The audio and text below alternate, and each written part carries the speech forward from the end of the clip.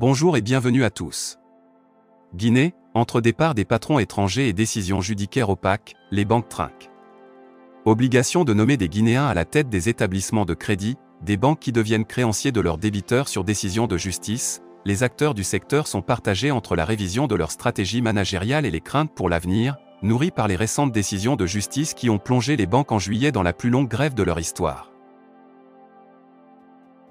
Avant de commencer, n'oubliez pas de vous abonner et d'activer la cloche de notification pour ne rater aucune de nos prochaines vidéos.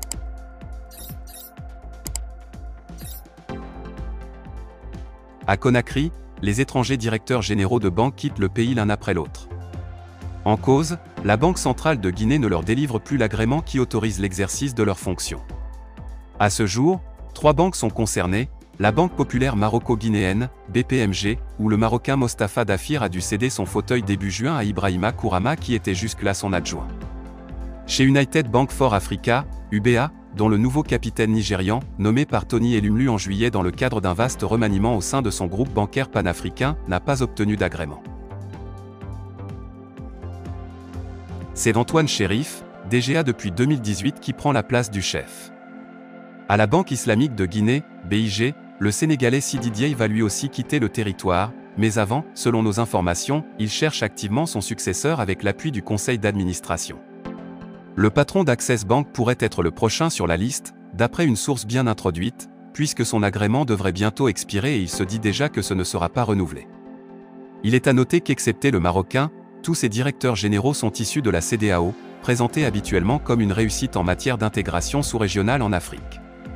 Si l'une des banques concernées nous assure que rien n'a changé, tout va bien pour les activités, d'autres estiment la décision dérangeante stratégiquement parlant. C'est vraiment du jamais vu, s'exclame un banquier. C'est un problème pour les groupes bancaires, poursuit-il. On entend même dire que certains opérateurs n'écartent pas l'idée de quitter le marché. Appliquer l'esprit de l'article 17 de la loi bancaire. La Banque centrale justifie le non-renouvellement de l'agrément des directeurs généraux de banque par l'application stricte de la loi d'août 2013 portant réglementation bancaire.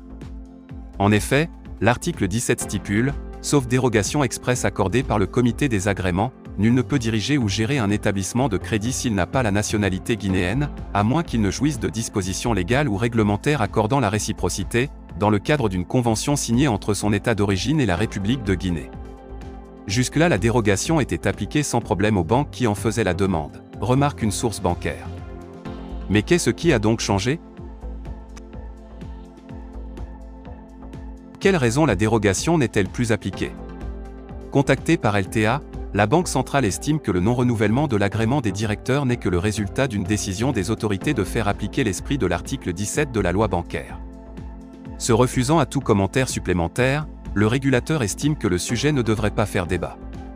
Pourquoi pas en Guinée? Selon une source bien informée, la Banque centrale essaierait d'éviter la polémique autour de l'actualité bancaire, au moment où le pays attire déjà les projecteurs en raison de sa situation sociopolitique. Il faut comprendre qu'une dérogation est exceptionnelle et est accordée sur la base de certains éléments ou du jugement de l'autorité. Jusqu'ici, la plupart des banques étaient dirigées par des étrangers. Les autorités veulent simplement appliquer la loi qui donne la priorité aux Guinéens, vu que ce ne sont pas les compétences qui manquent. Cela se fait partout ailleurs dans la sous-région. Quand on va en Côte d'Ivoire, au Sénégal ou au Nigeria, ce sont généralement des Ivoiriens, des Sénégalais et des Nigérians qui dirigent les banques. Pourquoi ce ne peut être le cas en Guinée? D'après cette source, la réalité serait aussi que parfois les groupes étrangers ne chercheraient pas forcément à donner la priorité à l'expertise locale. Très souvent, le premier rôle est d'office réservé à un étranger. Cette tendance n'est certainement pas plaisante pour des Guinéens qui sont compétents mais à qui on ne regarde pas souvent pour X ou Y raison, argue-t-elle, avant d'ajouter « Je pense que la décision des autorités est beaucoup plus dérangeante pour les banques qui n'avaient pas l'intention de donner le premier rôle à un Guinéen. » L'intégration ouest-africaine et panafricaine remise en question? Si les groupes bancaires présents dans le pays sont en train de se plier à la décision des autorités, le sujet alimente les conversations au sein du secteur. On applique strictement la loi certes, mais je pense que les choses devraient évoluer. Nous sommes quand même dans un cadre communautaire et je pense qu'aujourd'hui, avoir accès à la compétence est une excellente chose. Qu'ils soient guinéens ou de toute autre nationalité, les gens doivent pouvoir apporter leur expérience, explique un banquier de la sous-région. N'est-ce pas finalement contradictoire non seulement avec l'intégration sous-régionale ouest-africaine tant exaltée et l'intégration africaine voulue au travers notamment de la zone de libre-échange continentale, ZLECAf, ou encore la notion de mobilité des talents mise en avant ces dernières années comme facteur catalyseur de développement économique et social. Au niveau des groupes bancaires dans la sous-région, Sénégal, Côte d'Ivoire, Togo, Burkina Faso, Niger, il y a beaucoup d'expatriés qui dirigent les banques et qui sont de plus en plus issus de la sous-région ouest-africaine. Et aujourd'hui, ce qui compte vraiment pour les groupes bancaires, c'est l'expertise, l'éthique. Et c'est ce qu'on apporte finalement à une économie. Il y a bien des Guinéens qui dirigent des banques dans d'autres pays, qui sont dirigeants au sein d'organisations internationales. Je pense qu'en tant qu'Africain, panafricain, il faudra favoriser cet échange d'expertise, confie le banquier. Quand la justice déboute les banques. Outre cette réalité qui touche le management des banques en Guinée, le secteur reste suspendu aux dossiers judiciaires dans lesquels deux banques, Ecobank et Afriland First Bank, ont été récemment condamnés, provoquant la plus longue grève des établissements de crédit dans le pays. Pendant une semaine, les agences sont restées fermées.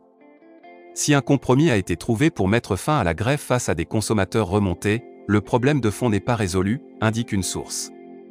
Imaginez qu'une entreprise va à la banque, prend 1 million et ne rembourse pas. Lorsque la banque lance les actions de recouvrement, l'entreprise va porter plainte. Ensuite, le tribunal demande à la banque de lui verser 3, 4 ou 5 millions. La situation se retourne et le débiteur devient le créancier, caricature-t-elle, ajoutant « tel est le problème pointé du doigt ». Au sein de la profession, on parle de décisions incompréhensibles et certains avancent des pistes de solutions. Il faudra à l'avenir renforcer le partenariat entre la banque et la justice pour mieux expliquer les rouages bancaires et faire en sorte que tous les mécanismes juridiques puissent fonctionner, car il n'est pas normal que le débiteur se retrouve créancier, explique un banquier rappelant que de telles situations sont déjà arrivées dans d'autres pays, mais on le voit de moins en moins grâce à la sensibilisation. Les gens ont compris que certes la banque est une structure privée, cependant nous ne gérons pas notre argent, mais l'épargne des particuliers que nous préservons. En réalité, ce genre de décision de justice prive in fine le particulier de sa richesse. Du côté de la Banque centrale, on rassure quant à l'engagement du régulateur à défendre à la fois l'intérêt des consommateurs et celui des banques, tout en ne manquant pas de porter les situations de ce genre auprès du gouvernement pour discussion avec le ministère de la Justice. Avec 17 banques commerciales parmi 21 établissements de crédit, le secteur bancaire guinéen est un maillon essentiel de l'économie. Même en 2020, année économiquement catastrophique pour la planète, les banques en Guinée ont affiché un résultat net cumulé de 908 milliards de francs guinéens, soit plus de 100 millions de dollars, en hausse de 45,2% en glissement annuel, selon les données de la Banque centrale. Et si les banques sont soulagées en ce moment suite à la hausse du dollar qui mitige les effets de l'inflation dans le pays, elles restent expectatives de ce que leur réserve l'avenir sur ce marché ouest-africain.